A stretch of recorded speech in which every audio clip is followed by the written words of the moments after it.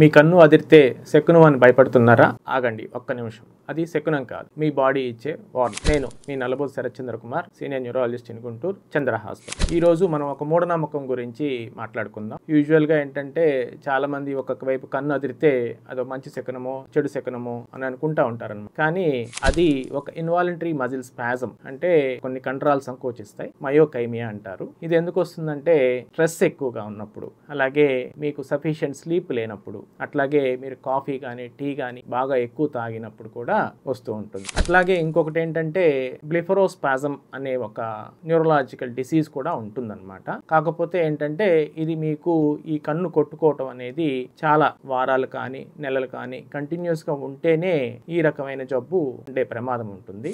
అందువల్ల ఈ మంచి శకునమో చెడు శకునమో అని మూఢనమ్మకాలు పెట్టుకోకుండా మీరు సఫిషియెంట్ రెస్ట్ అండ్ హైడ్రేషన్, అంటే వాటర్ ఎక్కువ తీసుకొని సఫిషియెంట్ రెస్ట్ తీసుకుంటే ఇది లేకుండా చేసుకోవాలి. ఇలాగా కన్ను కొట్టుకోవటం అనేది మంచి శకునమా చెడు శకునమా అని అనుకునే వాళ్ళందరికీ ఈ వీడియో షేర్ చేయండి. Thank you.